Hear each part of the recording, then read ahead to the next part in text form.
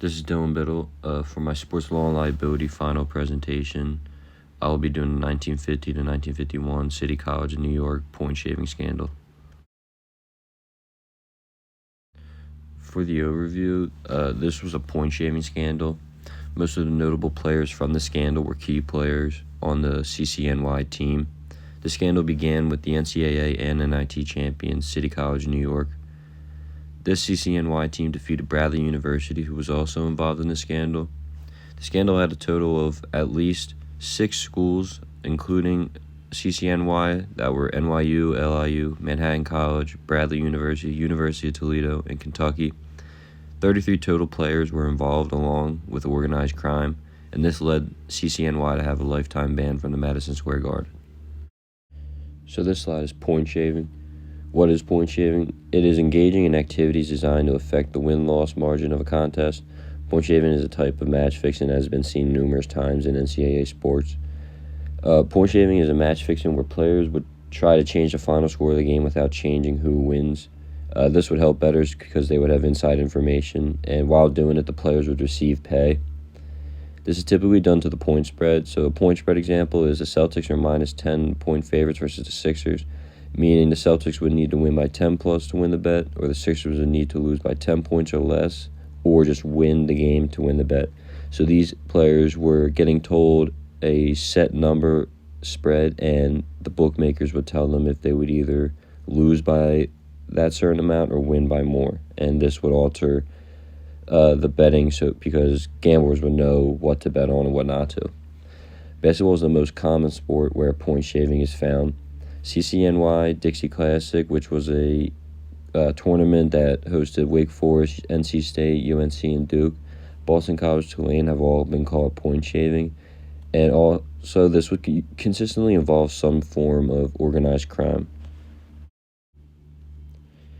This 1950 CCNY team finished 24-5 overall and 6-0 in the Metro New York Conference, winning both the NCAA tournament and the NIT. This team consisted of what Coach Holman said was kids from the sidewalk of New York City, where Coach Holman's assistant, Harold Bobby Sand, from the Public School Athletic League, tried to recruit from schools like Taft and Clinton High School in the Bronx, Boys and Erasmus High Schools in Brooklyn, and Franklin High School in Manhattan. 5 players from this team went on to play professionally, 2 in the NBA, Erwin Dambrot and Norm Major, and 3 in the CBA, Alvin Roth, Floyd Lane, and Ed Warner. One of the 2 players played a year in the NBA, Norm Major with the Baltimore Bullets, but once arrested was banned from the NBA as well as the other 6 CCNY players. For the background of the scandal, Janius Kellogg, 6'8" center out of Manhattan College, was offered $1,000 to shave points in a game versus DePaul. He refused this offer and reported it to his coach, Ken Noren, who brought this up to NYC's DA, Frank Hogan.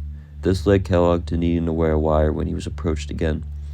On February 18, 1951, Hogan arrested 7 CCNY players who were charged on conspiring to fix games. Among those arrested were CCNY's All-American forward Ed Warner, center Ed Roman, and guard Al Roth. Also arrested from CCNY were Herb Cohen, Erwin Dambrot, Norman Major, and Floyd Lane. Ed Warner, the main player mentioned as being a part of the point-shaving organized crime, was born in Harlem, attending DeWitt Clinton High School, and played at CCNY from 49 to 51. During his championship-winning and All-American year, he averaged 14.8 points a game, but increasing it to 21.7 a game in both the NIT and the NCAA tournament. Most players received suspended sentences. Warner was sent to prison for 6 months. The judge, Saul Strait, considered Warner to be incorrigible and uncontrollable. Warner was too flamboyant, and he also had a record of a juvenile delinquent. Strait also believed in rehab by deprivation. Warner, due to his involvement in fixing games, received a permanent ban from the NBA. Ed Roman was co-captain with Warner when arrested. Born in Valhalla, New York, but he attended William Howard Taft High School in the Bronx. Roman led the team in scoring with 16.7 a game the year they became double champions.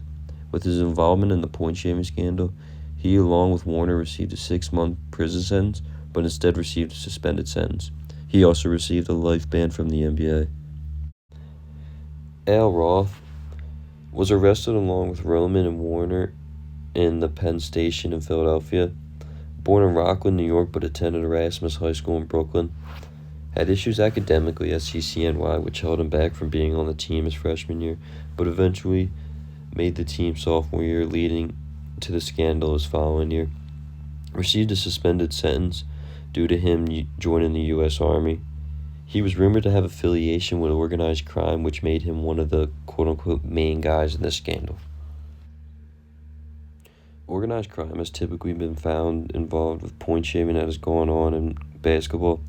In CCNY's case, they were approached by bookmakers Cornelius Kelleher and brothers Irving and Benjamin Schwartzberg, who had connections with one of the 5 families in New York City, the Genovese family. Boston College's point shaving scandal was ran by mobster Henry Hill, which the movie's Goodfellas is based off. More of the background of the scandal. The year this happened, CCNY won the NCAA championship and the NIT, which is the National Invitational Tournament, in the same year, being the only school to have this double championship in the same season. NCAA and the NIT were separated tournaments following this. The arrest of these players on CCNY happened in Penn Station in Philadelphia following CCNY beating Temple earlier that day. 32 players from 7 schools admitted to taking bribes from 1947 to 1950, fixing 86 games in 17 states. Also, NBA player Jack Molinas did not get caught in 1951, but was caught gambling by the NBA, which they traced back to his bets on his own team, then Columbia University. So for the aftermath of this scandal, the scandal had a long-lasting effect on college basketball. Kentucky was forced to cancel its 52-53 season, but was the only program that wasn't permanently hurt from the scandal. Bradley was affected by having to get rid of the championships that were won during the quote-unquote suspected point-shaving time. CCNY de-emphasized their athletic program, which made them have to drop to Division III, and Long Island University shut down their athletic program from 1951 to 1957 and did not return to Division I until the mid-'80s. Also in pop culture, HBO Sports made a documentary about the scandal called City Dump, the story of 1951 CCNY basketball scandal. Also appeared on a documentary covering the history of Jewish basketball players called The First Basket. It was mentioned in The Sopranos, where a line in the show was, CCNY versus Kentucky, 1951. Nobody beat the spread. I bought a black Fleetwood. A 1966 novel, Big Man, is based on All-American forward Ed Warner 5 years after he was in the scandal. And in 1951, a movie called The Basketball Fix is based off the scandal. As far as the impact, it clearly affected the programs involved for years to come after the scandal. Point shaving itself became a popular thing involved in college basketball, even with former NBA ref Tim Donaghy, who was caught fixing games. Gambling, specifically sports gambling, has always been banned from NCAA and professional sports, but as of now, more athletes are getting caught and suspended because of their gambling on professional sports. Stricter rules and no easy way to have a bookmaker or under-the-table betting are really common now as well. With my final thoughts on this scandal, I think this was all handled appropriately except for Ed Warner's case. I believe since all the players received suspended sentences, Warner deserved a suspended sentence. Only the bookmakers and gamblers received prison time. With Warner's prison time, he did serve his 6 months, and he was on Rikers Island. So if everyone else was receiving suspended sentences, I think he deserved it too. And I also believe the punishments were all handled well outside of, obviously, Warner's case.